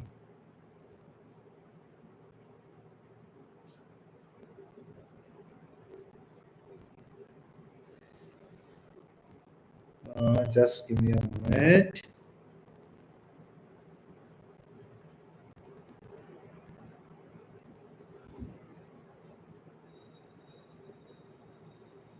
चलो कोई बात नहीं, अभी तो मेरा खुल नहीं रहा, समाओ फोन का इंटरनेट वगैरह नहीं काम कर रहा, बट हाँ ये था। ओके, कि भविष्य के साम्राज्य, empires of the future will be empires of the mind. Okay, now ये टॉपिक्स बहुत जेनरिक टॉपिक्स हैं, आप इसके अंदर कभी भी कुछ ऐसा नहीं, अलग से कोई ऐसा नॉवल पॉइंट वगैरह नहीं लिख पाओगे। ओके, वही पॉइंट्स हैं 8-10, human capital, importance of innovation, technology, फलाना ढिमाका, यही सब है। ओके, अब क्या होगा, ये टॉपिक है, इसको आप सोशो एंगल से देखो, कल्चरल एंगल से देखो, हिस्टोरिकल एंगल से देखो, इकोनॉमिक एंगल से देखो, कर करके आपको जो चीज़ कहना है, इसको इस मोशन को सपोर्ट करना है सपोर्ट करो, अपोज करना है तो अपोज करो, कर करके जो है ऐसे ही ऐसे बनता है। कोई ऐसे का फॉर्डर मटेरियल कलेक्ट नहीं होता। फॉर्डर मटेरियल कहाँ से कलेक्ट, इस ऐसे की शुरुआत शुरुआत जरूर जो है मैं उस वाली चीज से करता जो लॉर्ड ऑफ द रिंग्स की होती ना कि one ring to bind them all, नहीं, one ring to rule them all, one ring to find them and bind them in darkness, वो वाली जो कोर थी लॉर्ड ऑफ द रिंग्स वाली, उससे मैं चालू करता है। क्योंकि आप लोग देख रहे होगे जो रिंग ऑफ पावर का सीजन 1 और सीजन 2 अभी जो चल रहा है, ओके, उसके अंदर भी सौरन और वो हमेशा बोलते रहते हैं कि power over flash, like he wants power over flash, not power of flash. Okay, तो समाव उससे लिंक करके स्टार्ट करके वहां से लिंक कर करा गुरु कुछ करता। सो इट्स लाइक कहानी लिखनी हो कि पिक्चर बनानी है, पिक्चर के डायरेक्टर हो, अब आप कैसे बनाते हो, वही वाली चीज है। नेक्स्ट है प्रीति, बोल रही है sir last year I wasted 50K on economics option and मुझे मैक्रो इकोनॉमिक्स के बाद समझ नहीं आया and I am totally blank this how to proceed further. Preeti, आप एक काम करो, देखो इकोनॉमिक्स की कोई भी अच्छी कोचिंग तो मेरे को मिली नहीं है ना, मैंने भी मेरे टाइम पे कोचिंग की थी, मेरे को तो अच्छी लगी नहीं वो, मैं ज्यादा गया भी नहीं उसके पास में। कौन सी कोचिंग की थी, क्या की थी, ये सब मैंने ब्लॉग के अंदर मेरे लिखा हुआ है। ओके, मेरा ब्लॉग है supermanreturns.wordpress.com, आप यदि मेरे नाम से भी ब्लॉग का सर्च करोगे तो भी आपको मिल जाएगा। उसके अंदर भी क्या है कि यार कोचिंग तो देखो प्रीति इकोनॉमिक्स की कोई अच्छी मिलेगी नहीं, आपको सब्जेक्ट किताबों से पढ़ना पड़ेगा, आपको किताबों से जो स्टैंडर्ड टेक्स्ट बुक्स होती है उनसे पढ़ना पड़ेगा। कौन सी टेक्स्ट बुक्स, जो मैंने जो है सारी की सारी, पेपर 1 की तो वही होती है, पेपर 2 की भी वही होती है, प्लस पेपर 2 के अंदर EPW और ये सारे आर्टिकल्स ही पढ़ने पड़ते हैं प्रीति। तो आपको क्या है कि ये जो स्टैंडर्ड टेक्स्ट बुक्स हैं इन्हीं से पूरी की पूरी तैयारी करनी होगी और फिर आप प्रीवियस ईयर्स क्वेश्चंस के लेवल पे पहुंचने का प्रयास करते रहें। ओके, इनफैक्ट जो मैंने जो बुक लिखी है इकोनॉमिक्स की, ये तो यार अभी ये हिंदी वर्जन है, इसका इंग्लिश वर्जन भी लिखा हुआ है, इंग्लिश वर्जन में बस कॉपियां खत्म हो गई। तो इसके अंदर भी हालांकि है जीएस के लिए, लेकिन कई सारे टॉपिक्स जो है मैंने ऑप्शनल के लेवल के कवर किए हुए हैं। I mean you are definitely going to find it interesting, do go through it and do go through you know my blog, वहाँ पे इकोनॉमिक्स ऑप्शनल का बड़ा स्पेसिफिकली मैंने लिखा हुआ है कौन कौन सी किताबें। इनफैक्ट रुक जाओगे, इतना पूछ ही रहे हैं तो मैं खोल के एक बार बता ही देता हूँ। ऑप्शनल है ना, इकोनॉमिक्स ऑप्शनल की देखो ये जो पोस्ट है इसमें क्या लिखा हुआ है मैंने, ये सारे questions I have answered. I have no economics degree, should I take economics as optional, stage 1 2 3 फलाना ढिमका। अब देखो आपका जो माइक्रो इकोनॉमिक्स होता है, ओके, इसके लिए एक HL आहूजा की किताब होती है advanced microeconomics, this is a very good book और is a very thick book. आपको ये सारी की सारी बुक नहीं पढ़नी, सिर्फ सिलेक्टेड चैप्टर्स पढ़ने हैं इसके। ओके, उसके बाद में जो सिलेबस के अंदर टॉपिक्स दिए हुए उसके अलावा 2 टॉपिक्स से और क्वेश्चंस पूछे जाते हैं, रेंट, क्वाजी रेंट और प्रोडक्ट एग्जॉशन प्रॉब्लम। इतना डेप्थ में मैंने लिखा हुआ है मेरे ब्लॉग में, तो वो चैप्टर भी आपको HL आहूजा से पढ़ने होंगे। उसके बाद में एक टॉपिक है सेंस सोशल वेलफेयर फंक्शन और proof of arrow. Okay, arrow impossibility theorem, इनसे आपको ये प्रूफ फलाना ढिमाका जो भी कहते हैं ना, मतलब मैंने जितनी भी किताबें पढ़ी, जो भी कोचिंग के अंदर, वो सब कुछ नहीं पढ़ाते इसका सेंस सोशल वेलफेयर फंक्शन और एरोज इम्पॉसिबिलिटी थ्योरम के। वो सिर्फ इसका एक छोटा सा एक कंडोसेट का वो था, वो प्रिंसिपल वो जस्ट पढ़ा देते हैं छोटा सा, लेकिन that is not what arrows impossibility theorem was. यार एरो को वो इम्पॉसिबिलिटी थ्योरम निकालने के लिए नोबेल प्राइज मिला था। ओके, तो वो उसका प्रॉपर अलग से प्रूफ, और सेन का जो वेलफेयर फंक्शन है, अमर्त्य सेन, मैंने इतना डेप्थ में पढ़ा था, मैं आपको बताऊं, एक उसकी 1980 की किताब थी और एक प्रोफेसर सेन की 2005 की किताब थी। दोनों पत्नी पत्नी किताबें आज भी मेरे पास में रखी हुई है। इन दोनों किताबों के अंदर इन्होंने, सेन ने स्प्रेड कर रखा था अपने सोशल वेलफेयर फंक्शन का प्रूफ। वो मैंने जो है इसकी दोनों किताबों से जो 25 साल अक्रॉस थी उनसे पढ़कर मैंने प्रूफ उसका लिखा था। ये सारी चीजें मेरे नोट्स के अंदर फिर मैंने लिखी थी। So do check that out, okay, check it out. उसके बाद में जो आपकी आती है मैक्रो, मैक्रो के लिए HL आहूजा की बुक आती है मैक्रो इकोनॉमिक्स की, वो पढ़ो आप। ओके, ये आपको यूपीएससी के लेवल पे नहीं ले जाएगी, ये आपको प्लेटफॉर्म सेट करेगी। फिर आप उसके बाद में पढ़ना, एक बुक आती है ब्रायन स्नोडन और हार्वर्ड आर वेन की मॉडर्न मैक्रो इकोनॉमिक्स। ये पढ़ के आप जो है यूपीएससी के लेवल पर पहुंच पाएंगे। फिर मनी बैंकिंग एंड फाइनेंस वाली किताब आती है, ये अगेन आपकी HL आहूजा वाली मैक्रो इकोनॉमिक्स और स्नोडाउन वाली मॉडर्न मैक्रो इकोनॉमिक्स से पढ़ लोगे आप। फिर आता है पब्लिक फाइनेंस, इसकी मुस्कुरावे किताब आती है, सिलेक्टेड चैप्टर्स पढ़ना। एक HL भाटिया की भी आती है, मैंने वो पढ़ी नहीं थी। ओके, इंटरनेशनल इकोनॉमिक्स तो सल्वाटोरे से पढ़ते हैं, डोमिनिक सल्वाटोरे की किताब है। Now these are standard books. Growth and development की आपकी AP थरवाल की किताब आती है और वो टोडेरो वाली किताब आती है। These are very very standard books. Human capital और ये R&D वाला जो होता है, इसमें सोलो मॉडल का एक पेपर आता है, उस पेपर से आप पढ़ना। और एक बुक आती है चार्ल्स आई जोन्स की। ओके, तो ये सारी की सारी चीजें आप एक एक तो मैं कहाँ यहाँ बताता रहूंगा, आप मेरे ब्लॉग में देखना, बहुत अच्छे से मैंने लिखा हुआ है। नेक्स्ट जो क्वेश्चन है, ऑप्शनल स्ट्रैटेजी भाई बता दी Ravindra. Puneet is saying mains के नोट्स बनाने के प्रोसेस क्या था, थोड़ा एक्सप्लेन कर देते हैं। यार प्रोसेस एक ही होता है। एक तो क्या, मैं ऑनलाइन नोट्स बनाता था, मैं पेन पेपर वाले नहीं बनाता था, क्योंकि ऑनलाइन नोट्स की फॉर्मेटिंग एडिटिंग ये सब आसान होती है। अपने को तो एक कहानी चाहिए, जब क्वेश्चन आएगा फाइनली तो एक कहानी पूछेगा, तो आपके नोट्स एक कहानी होनी चाहिए, रिवीजन एक कहानी होना चाहिए। उसके लिए इट इज वेरी इसेंशियल कि आप ओवर द पीरियड अपने नोट्स रिवाइज करते हो। इसलिए मैं ऑनलाइन नोट्स बनाता था, मेरी टाइपिंग स्पीड वगैरह it was like quite good. Notes बनाने का जो तरीका है वो मैंने आपको बताया कि कोई भी टॉपिक आपने पढ़ा न्यूज़पेपर से या किताब से कुछ पढ़ा, आप उसको अपने शब्दों के अंदर लिखोगे, like just underline cut paste वाली वो चीज नहीं करोगे। ओके, वो कर करके जब आप 10 जगह से वो चीज पढ़ लोगे तो अपने आप आपके अच्छे नोट्स बन जाएंगे। नेक्स्ट है यार, जॉब सेटिस्फाई तो बता दिया विनीत मैंने। रविंद्र स्टडी में कंसिस्टेंसी का भी बता दिया। स्वर्णिम हाउ टू स्मार्ट का भी बता दिया। सलोनी आंसर राइटिंग में बता चुका हूं। रविंद्र आपने कौन सी मिस्टेक्स करी थी? ओके, मैंने 2 मिस्टेक्स की थी। पहली ये की थी कि मैंने फर्स्ट अटेम्प्ट के अंदर, जब तक प्रीलिम्स नहीं हुआ था तब तक मैंने पिछले साल के क्वेश्चन पेपर देखे ही नहीं। तो क्या था कि जो है मैं I was just land on coaching. Even तो मैंने हिस्ट्री फर्स्ट अटेम्प्ट में, हमारे 2 ऑप्शनल होते थे, एक हिस्ट्री एक इकोनॉमिक्स लिया था। इकोनॉमिक्स की कोचिंग तो डब्बा बोल दी। हिस्ट्री वाली कोचिंग अच्छी थी, लेकिन फिर भी जो है आई रियलाइज जब मैंने क्वेश्चन पेपर्स देखे कि भाई यदि मैं सिर्फ कोचिंग के भरोसे रह जाऊं तो इवन जो अच्छी वाली कोचिंग है उसमें भी it is not taught me enough कि मैं 20-25% ऑफ द पेपर भी अटेम्प्ट कर पाऊंगा। Okay, forget about getting 20-25% marks, 20-25% paper भी अटेम्प्ट नहीं कर पाता। देन आई रियलाइज कि जो लेवल ऑफ प्रिपरेशन जो नीडेड है वो काफी हाई लेवल है। फिर मैं जाके दिल्ली यूनिवर्सिटी के अंदर जो किताबें चलती हैं हिस्ट्री की वो लेकर आया। ये सारी किताबें इकोनॉमिक्स की ढूंढ ढूंढ के जो दिल्ली यूनिवर्सिटी में चलती हैं, ये सारी की सारी मैं ले ला के आया। इनको मैंने पढ़ना चालू किया, बार बार PYQs देख देख के पढ़ना चालू किया, तब जाके मैं उस लेवल पर पहुंच पाया। That was the first mistake. Second mistake was कि अगेन आंसर राइटिंग जब मैं करता था तो पहले अटेम्प्ट के अंदर, इवन GS के अंदर, मैंने बड़े स्पेसिफिक एंड बड़े हाईफाई बड़े ऑप्शनल टाइप्स के आंसर्स लिख दिए थे। ओके, नाउ GS के आंसर्स में और ऑप्शनल्स के आंसर में एक इनहेरेंट डिफरेंस होता है। ऑप्शनल के आंसर में क्या है, आपका जो पेपर चेक कर रहा होगा वो उसी सब्जेक्ट का प्रोफेसर होगा जो पिछले 20-25 साल से या जो पूरे जीवन भर उसके जो है उस सब्जेक्ट के एक्सपर्ट रहा है। उस तरीके से जैसे जो स्कॉलर्स होते हैं उनके तरीके से ही वो लिखता रहा है, एंड उसी तरीके से ही और she is used to read the answers.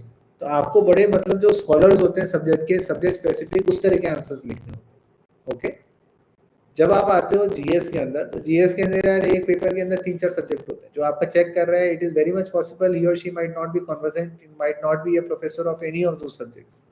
Okay, तो आपको आंसर जो लिखने में जनरल रीडर के लिए लिखना है। यदि आपने GS के अंदर ऑप्शनल टाइप्स के आंसर लिख दिए, ओके, तो यदि आपका जो एग्जामिनर है उसको चीज नहीं आती होगी जो पेपर चेक कर रहा है, तो ऐसा नहीं है उसको वो बोलेगा कि अरे वाह यार क्या एकदम बढ़िया ऐसी चीज लिख दी, ये तो मेरे को आती नहीं है, मैं लोग गूगल करके पता करता हूँ ये क्या चीज है। ऐसा नहीं होगा, तो सिंपली आपका आंसर काटेगा, 0 मार्क्स देगा और आगे बढ़ जाएगा। Okay, so that is why in GS you have to write GS like answers, in optional you have to write optional like answers। In fact जो मेरा सेकंड अटेम्प्ट था, सेकंड अटेम्प्ट के अंदर हार्डली मैंने कोई नई प्रिपरेशन की थी, लाइक दैट न्यू प्रिपरेशन वाला तो कंपोनेंट जस्ट 20% ही था। मैं तो आंसर राइटिंग करता रहता था। मैंने टेस्ट सीरीज ज्वाइन की थी, विजन वाली टेस्ट सीरीज ज्वाइन की थी which was very good, synergy वाली टेस्ट सीरीज ज्वाइन की थी। तो मतलब मैंने एक्चुअल मेंस लिखने से पहले कम से कम 30-35 टेस्ट तो मैंने दे ही दिए थे। मैं सिर्फ आंसर राइटिंग करता रहता था। दैट इज वाई जो है सेकंड अटेम्प्ट के अंदर, और फिर उनसे जो फीडबैक मिलता था उसके ऊपर वर्क कर करके सेकंड अटेम्प्ट के अंदर मेरे डेफिनेटली बेटर मार्क्स आए और रैंक बने। नेक्स्ट है, आपने कोचिंग नोट्स यूज किए थे क्या? डेफिनेटली सीएससी उर्मे पूछ रहे हैं, डेफिनेटली यूज किए थे।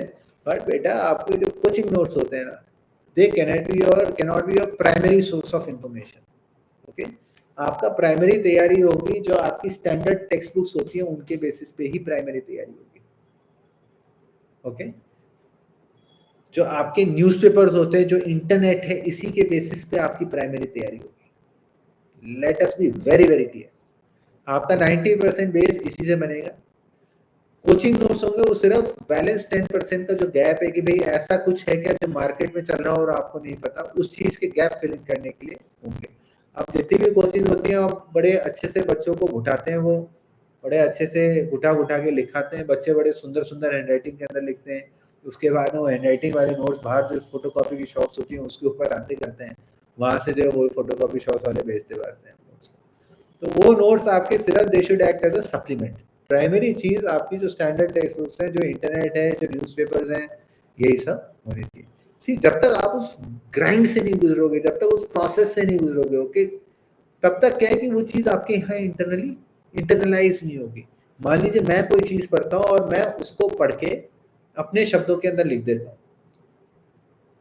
तो वो चीज मैंने इंटरनलाइज किया। अब आप जब उस चीज को पढ़ रहे हो, मेरी लिखी हुई चीज को पढ़ रहे हो, तो आप क्या कि सिर्फ उसके रिडैक्टेड वर्जन पढ़ रहे हो।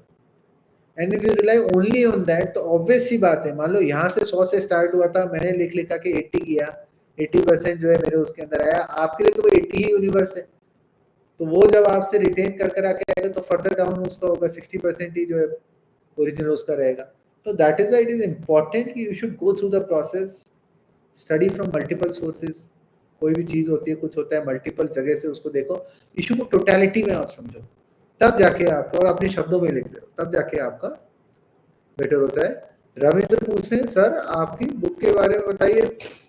अच्छा, तो ये मैंने इकोनॉमिक्स की बुक लिखी है, primary intended for GS economics, but ये ऑप्शनल इकोनॉमिक्स भी अच्छे से कवर करती है, right? I mean not entirely, but करती है।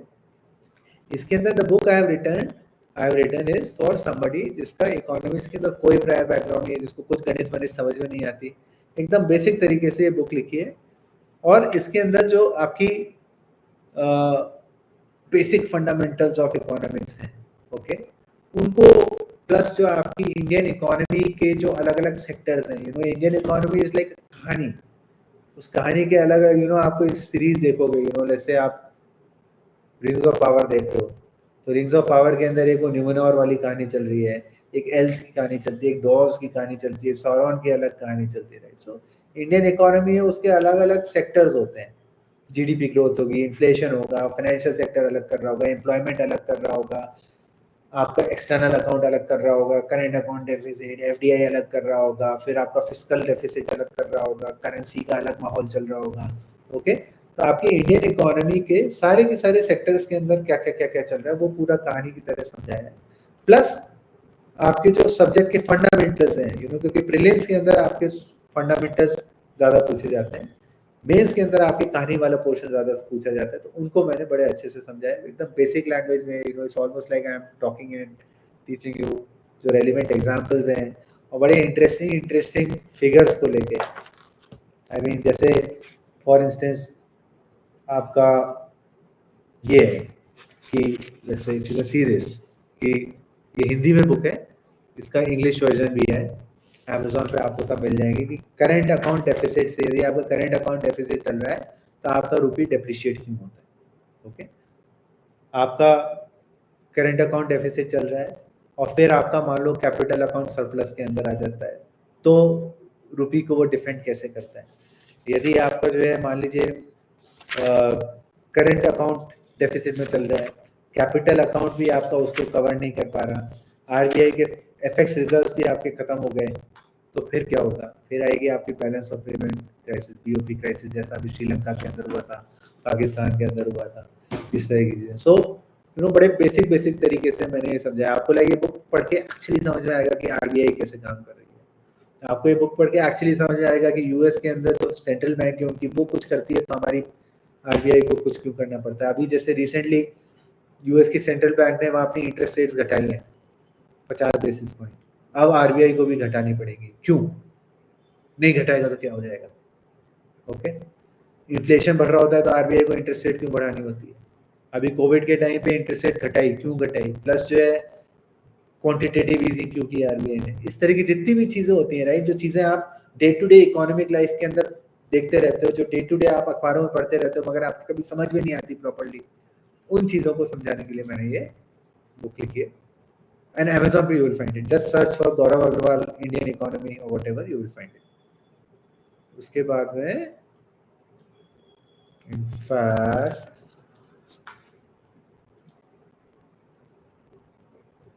नेक्स्ट क्वेश्चन है, बुक कहाँ पर मिलेगी रविंद्र? Amazon पे आराम से मिल जाएगी या दिल्ली के अंदर आपके बुक स्टोर्स पे मिल जाएगी? आपकी बुक से सब इकोनॉमिक्स कवर हो जाएगा ना सर? तो यार देखो, ये जो मैंने बुक लिखी है बेसिकली पिछले 6-7 साल के जो प्रीवियस ईयर्स क्वेश्चंस थे उनमें पहले मैंने देखा कि क्या क्या टॉपिक्स आपके फ्रीक्वेंटली कवर होते हैं। आपके ना क्वेश्चंस दो तरह के होते हैं, एक होते हैं आपके एवरग्रीन स्टैटिक टाइप्स के क्वेश्चन, दूसरे होते हैं आपके करंट अफेयर्स वाले क्वेश्चन। अब आप क्या होगा कि यदि करंट अफेयर्स वाले क्वेश्चंस को 6 साल पहले जो करंट अफेयर्स था उसको आज की तैयारी करने का कोई पॉइंट नहीं है, क्योंकि वो 6 साल पहले रेलिवेंट था, आज के लिए रेलिवेंट नहीं है। तो जो करंट अफेयर्स वाले क्वेश्चन होंगे ना वो आप कभी किसी बुक से तैयार नहीं कर सकते। क्यों नहीं कर सकते? क्योंकि बुक तो एक पर्टिकुलर इंस्टेंट ऑफ टाइम पे लिखी होती है। तो जब से बुक लिखी तब से लेके एग्जाम की डेट के करंट अफेयर्स तो बुक कवर कर ही नहीं सकती। ओके, तो आपका करंट अफेयर टाइप से जो क्वेश्चंस है वो आप कभी बुक से कवर नहीं कर पाओगे। उनके फंडामेंटल्स आप बुक से समझ सकते हो, उन चीजों को समझने के लिए क्या जरूरी है वो आप बुक से समझ सकते हो, लेकिन वो करंट अफेयर्स तो आपको न्यूज़पेपर्स और उन सब से ही आपके इंटरनेट वगैरह से कवर होंगे।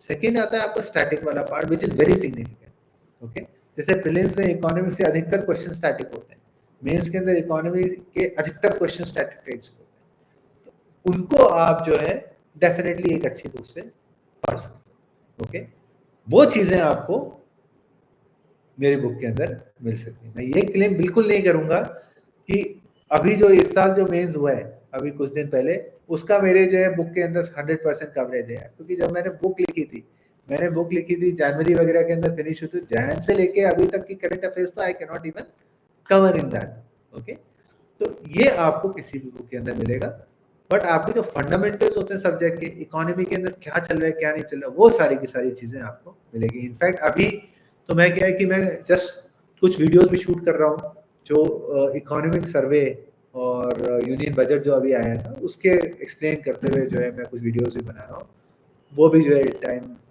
आने वाले टाइम में आपके साथ शेयर करेंगे। नेक्स्ट है sir, how to start answer writing please reply. ये देखो मैं काफी बार बता चुका हूँ सलोनी, एंड आप मेरे ब्लॉग के ऊपर भी मैंने बहुत अच्छे से लिखा हुआ है कि जो है कैसे न्यूज़पेपर पढ़ने चाहिए, कैसे आंसर राइटिंग लिखनी चाहिए। आपने कोचिंग नोट्स यूज किए थे, ये बता दिया। Anonymous ABCD, you had a double-digit rank in JEE Advanced. How did things such a downturn at IIT Kanpur? JEE Advanced में हमारे टाइम पे ये उसका नोमेनक्लेचर अलग था। हमारे टाइम पे JEE प्रीलिम्स कहते थे और मेंस कहते थे। तो मेंस वाला था मतलब जो फाइनल आज की तारीख में जिसे एडवांस कहते हैं, उसमें मेरी 45 रैंक थी। मैं स्कूल में हमेशा टॉपर रहा था। JEE के अंदर 45 rank is a damn good rank. उसके बाद में बट क्या है कि इस चीज़ से अल्टीमेटली मेरे अंदर एरोगेंस आ गई कि मुझे ये लगने लग गया कि पढ़ने लिखने की क्या ज़रूरत है। मैं तो पैदाइशी, हम तो बॉर्न जीनियस हैं।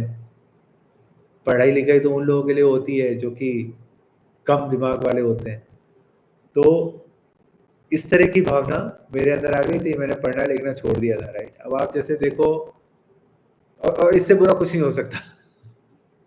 इससे बुरा कुछ नहीं हो सकता। आप देखो रोहित शर्मा रिमेंबर लाइक 2007 के अंदर डेब्यू किया था, उसके बाद शुरू के 5-6 साल बड़ा इनकंसिस्टेंट था। ओके, टैलेंट हमेशा था, सारे कमेंटेटर सारे प्लेयर्स यही कहते रहते थे, इज वेरी टैलेंटेड। बाबू उस टैलेंट का करोगे क्या, 4 डालोगे क्या? फिर फाइनली रोहित शर्मा ने अपने आप को अप्लाई किया, मेहनत की, डेडिकेशन डिसिप्लिन के साथ में, देन यू सी कि रोहित शर्मा 2014 ऑनवर्ड्स किस तरह से बूम किया, today like he is the best player. Okay, similarly मैं आपको बताऊं कि उस टाइम पे आईटी कानपुर के अंदर गया था, तो मेरे अंदर इस तरह की एरोगेंस आ गई थी, वहाँ कल्चर भी इस तरह से था, मैं भी इसी तरह से था कि भाई पढ़ने लिखने की अपने को क्या जरूरत है। ओके, एंड फिर नतीजा ये हुआ कि फर्स्ट ईयर में आई थिंक मेरी सीजीपी थी 8.6, सेकेंड ईयर में हुई 6.8, फिर मैंने सोचा अब और क्या गिरेंगे, तो थर्ड ईयर में होगी 3.6। 3.6 भी इसलिए कि हमारे यहाँ फेल होने पे 2 पॉइंट्स मिलते थे, यदि फेल होने पे बाकी आईआईटीज की तरह 0 मिलते तो मेरी होती 1.7। फिर जब मेरी फेल वेल हुआ, मैं डिग्री वगैरह एक्सटेंड हुई, मतलब फिर तो खूब ये सारी चीजें I realise somewhere down the middle कि यार गड़बड़ हो रहा है और इसलिए गड़बड़ हो रहा है, लेकिन it was too late to improve. फिर जब मैं आईआईएम के अंदर गया तो वहाँ पे फिर मैंने मेरे सारे के सारे बेसिक्स सही रखे। तो मम्मी पापा दादा दादी कहते रहते ना, सुबह जल्दी उठो, नहाओ दो, नाश्ता करो, क्लासे वगैरह जाओ, ये सारी चीजें सही होती हैं। प्रॉपर अपना जो है डिसिप्लिन रखो। Even right now in life also the most important thing is discipline. Is very easy कि आप अपना लाइफस्टाइल खराब कर लो। ओके, इट्स वेरी इजी कि आप रोज जो है बाहर पार्टीज में जाते रहो, रेस्टोरेंट जाते रहो, पीते पाते रहो, और जो है लाइफस्टाइल पूरा की पूरा खराब कर लो। बट द यू नो आज से 20 साल बाद, 10 साल बाद या 20 साल बाद आपकी हेल्थ कैसी होगी वो डिटरमिन ये इस चीज के ऊपर बेस्ड होगा कि आज की तारीख में आप कितने डिसिप्लिन हो। Whether you are working out, आप जो है आप खेल रहे हो कि नहीं खेल रहे हो, आप जो है प्रॉपर रनिंग या वर्कआउट वगैरह कर रहे हो कि नहीं कर रहे हो, आप आपकी डाइट सही रख रहे हो कि नहीं रख रहे हो, how discipline you are. So that is the most important thing in life actually. Next question अपन देखें। अरे बहुत आगे निकल गए एकदम से। और ये तो बहुत सारे क्वेश्चंस आ गए, एक एक क्वेश्चन को तो अपन आंसर कर ही नहीं पाएंगे, 1 घंटा भी हो गया बोलते बोलते। Now will just take a few questions. Vijay बोल रहे हैं, विजय अभी बहुत ज्यादा डिप्रेशन में हूँ, डर लग रहा है थोड़ा, फाइनेंशियल कंस्ट्रेंट भी है, मेरा 25 वाला मेरा थर्ड अटेम्प्ट होने वाला है, प्रीवियस 2 अटेम्प्ट में प्री क्लियर नहीं हुआ, अब क्या करना है। देखो विजय ऐसा है कि आपको ना सबसे पहले आपको अपने आप से ऑनेस्ट होना पड़ेगा। ओके, कि आपका प्री क्लियर नहीं हो रहा तो क्यों नहीं हो रहा। ओके, कि is it because you are not interested, है ना, कि यार सारी चीजें, not everybody is made for everything. Kohli cricket खेल सकता है, हम लोग नहीं खेल सकते, हम उतने अच्छे नहीं हैं। अभी मान लो इस एग्जाम के अंदर होता है कि जो जितना अच्छा नाचेगा वो उसकी उतनी अच्छी रैंक आएगी, तो मैं तो कुछ कर ही नहीं पाता। राइट, आई मीन एक सर्टेन एप्टीट्यूड होता है Vijay, you have to be very honest with yourself. Okay, आपको देखना है कि आपका एप्टीट्यूड है कि नहीं एकेडमिक्स के लिए। नहीं है तो कोई बात नहीं, लाइफ में बहुत सारी चीजें करने के लिए, कहीं कोई कोई किसी चीज से कोई इंफीरियर नहीं। एंड ये क्वेश्चन कि मैं अब थर्ड अटेम्प्ट दूं कि नहीं दूं, ये सिर्फ एक ही चीज के ऊपर डिटरमिन करता है कि Vijay are you absolutely clear कि आपने पहले 2 अटेम्प्ट से क्या गलती की। Okay, I mean you have to be brutally honest with yourself, and it really requires a lot of courage. It really requires a lot of courage to admit even in front of yourself कि हाँ मैंने गलती की और मैंने ये गलती की। Because all of us want to be perfect, all of us see ourselves as the most perfect version। Okay, हम में से कोई एक्सेप्ट नहीं करना चाहेगा कि जो है मेरे अंदर ये गलती है, मैं इस चीज में कमजोर हूँ and all that thing. Right, so Vijay आपको ब्रूटली ऑनेस्ट होना पड़ेगा अपने साथ में, आपको आइडेंटिफाई करना होगा कि पिछले साल आपने क्या गलतियां की। ऑब्वियसली गलतियां की, दैट इज वाई सिलेक्शन नहीं। यदि जो गलतियां की हैं उनको आपको लगता है कि हाँ आप आइडेंटिफाई कर पाते हो कि मैंने ये गलती की, जैसे मेरे को पता था कि मैंने जो फर्स्ट अटेम्प्ट में मेरी गलती की थी जिसकी वजह से मेरी रैंक पीछे रह गई थी, वो थी मैंने आंसर राइटिंग गड़बड़ कर दी थी। तो मैंने नेक्स्ट ईयर सिर्फ 80% मैंने आपको बताया ना आंसर राइटिंग पे फोकस किया। उसी तरीके से आपको जो है देखना पड़ेगा आपने क्या गलतियां की। यदि आप ऐसे ऐसे क्वेश्चंस आए जो आपने पढ़े ही नहीं थे जिनके, तो राइट, तो then you need to increase your width. यदि क्वेश्चन ऐसे आए जिनमें आपको मे बी 1-2 ऑप्शंस क्लियर थे, बाकी ऑप्शंस क्लियर नहीं हो रहे थे, then you need to increase your depth, आपको बेटर स्टडी करनी पड़ेगी। ओके, तो यू नीड टू नो कि कौन से टॉपिक्स में आप कमजोर रहे, क्या रीजन रहा उसके कमजोर होने का, whether you can improve that or not. If you can not, don't go for it. If you can, go for the next. Very very clear, and you will have to be like very very passionate about it. Next है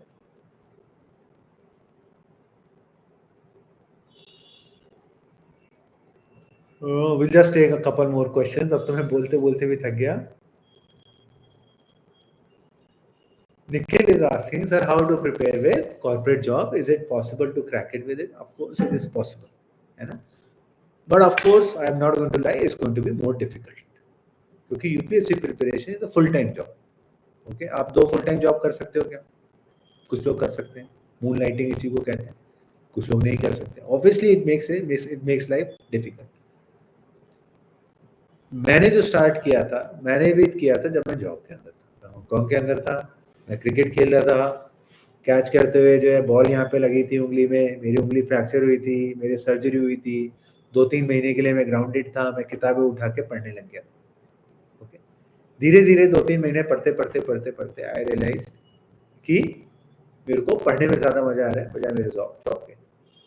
in fact एक point clearly I remember, मैंने Australian dollar का trade लगाया हुआ था. Okay, और मेरा उस ट्रेड के अंदर प्रॉफिट हो रहा है या लॉस हो रहा है, उससे ज़्यादा इंटरेस्ट मेरे को इस बात में था. I was more looking forward to कि मैं घर जाऊँ, घर जाके जो है एनसीईआरटी की किताब पढूँ ज्योग्राफी की, जिससे मेरे को ये पता लगे कि भारत में मानसून कैसे आता है. Okay, now that was the point where it was absolutely clear to me कि मेरे को अब इसकी तैयारी करनी है. And that is you know the way where you decide. Like कभी एकदम से डोंट टेक एनी भावनात्मक इमोशनल फैसले. बी वेरी कैलकुलेटेड एंड चीज़ों को देखो. जैसे मैंने ऑप्शन भी कैसे पिक करना है कहा कि आप 2 महीने आप किताबें पढ़ो पेपर 1 की. यदि पढ़ पा रहे हो, अच्छे से अच्छी लग रही है, if you are being able to give those hours, then वो ऑप्शन लो, अदरवाइज नहीं. I will just take one last question and then we will end it. Did you prepare alone or with peer group? Is it possible to prepare alone and crack it? Mostly मैंने अकेले ही तैयारी की थी. मैं तो in fact जो है मैंने मेरा मोबाइल भी जो है मैं घर पे रह के तैयारी करता था. दिल्ली में भी जब मैं कोचिंग करता था तो भी मेरी गुड़गांव में मेरी सिस्टर रहती थी, उसके यहाँ रह के पढ़ता था. उसके बाद में जो है फिर मैं जयपुर आ गया था. जयपुर में तो मैंने मेरा मोबाइल जो है मेरी मम्मी को दे दिया था, जिससे कोई मेरे को फ़ोन करके डिस्टर्ब भी ना करे. बट जो है इसका मतलब ये नहीं था कि मैं सारी चीज़ों से एकदम आइसोलेटेड था. Still I used to tap into various forums. उस समय एक ऑर्कुट की कम्युनिटी चलती थी, interview prep for IAS. That was like both it served both purposes. एक तो लाइक लेट ऑफ होता है ना कि थोड़ा मस्ती-वस्ती उसके ऊपर होती थी, थोड़ा इस तरह से एक लाइट माहौल रहता था. एंड सेकंड थिंग वाज़ कि उससे पता लगता रहता था क्या चल रहा है, क्या नहीं चल रहा. तो you will have to be very, it's a very delicate balance. आपको डिसाइड करना पड़ेगा आपके लिए क्या वर्क करता है. It's a very delicate balance, क्योंकि कई सारे पीयर ग्रुप के अंदर टाइम वेस्ट भी होता है. ओके, पीयर ग्रुप यदि बनाओ तो सीरियस लोगों के साथ बनाओ जो कि कुछ कंट्रीब्यूट करें. आप भी उनको कंट्रीब्यूट करो, वो भी आपको कंट्रीब्यूट करें. ऐसे मत बनाओगे जहाँ जो सिर्फ अपना टाइम वेस्ट हो रहा हो. ओके, और that is like you need to have your own खुद का स्पेस भी होना चाहिए. That is very very important. It should be your up to you कि कब आप टैप करते हो आपके पीयर ग्रुप के अंदर और कनेक्ट करते हो. You should not be your peer group should not dictate you. You should set boundaries for your peer group. अब देखो ऐसा है, अब सवाल तो बहुत सारे हैं इसके अंदर, बहुत सारे सवालों का अपन आंसर कर नहीं पाएंगे, तो जो है यहीं पे इसको ख़त्म करते हैं. और आपके कोई क्वेश्चंस हो तो आप जो है you can connect with me over my Telegram group page बना रखा है, उसके ऊपर आप कनेक्ट कर सकते हो. 1 year sufficient for UPSC? Of course क्रांति, 1 ईयर सफिशिएंट है. यूपीएससी इज नॉट लाइक अ पंचवर्षीय योजना. ओके, दिक्कत कहाँ आती है? अब तो फाइनल प्लान भी बंद हो गए हैं. दिक्कत कहाँ आती है? जहाँ पर ना आपका बेसिकली जब हम कोचिंग्स के ऊपर रिलाई करते हैं, आप कोचिंग करोगे 6-8 महीने कोचिंग वाला ले लेगा दिन के 8-8 घंटे, फिर आप खुद सेल्फ स्टडी करोगे नहीं. जब तक आपको रियलाइज होगा पहला अटेम्प्ट निकल जाएगा, फिर सेकंड अटेम्प्ट में आपका सिलेक्शन होगा. ओके, लेकिन यदि आप पहले ही रियलाइज कर लेते हो कि कोचिंग से ज़्यादा कुछ बैठना नहीं है, आपको सेल्फ स्टडी भी करनी है. कोचिंग तो सिर्फ आपको थोड़ा बेस बना सकती है, उसके अलावा सेल्फ स्टडी भी करनी है. PYQs आ रहे हो नॉर्थ स्टार, तो ऑटोमेटिकली आपका फर्स्ट ईयर में भी आराम से सिलेक्शन हो जाएगा. That is it. बाकी जो कोई क्वेरीज हैं आप टेलीग्राम चैनल के ऊपर आराम से कनेक्ट कर सकते हो. टेलीग्राम चैनल का भी नाम क्या था, एक सेकेंड. टेलीग्राम जो ग्रुप है मेरा उसका नाम है fundamental of economics with Gaurav, और उसका आईडी क्या है, economics with Gaurav. Very simple, without any space, economics with Gaurav. मैं चैट में मैं लिख देता हूँ इकोनॉमिक्स विद गौरव. ये है टेलीग्राम वाला. और बुक जो है मेरी उसका भी लिंक मैं आपको देता हूँ in case you might want to check it out.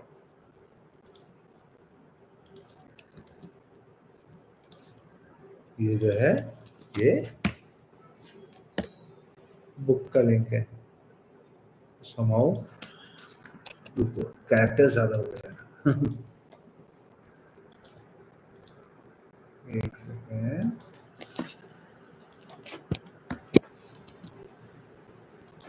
Yes, ये है बुक का लिंक। ओके, चलिए बाय, टेक केयर गाइस।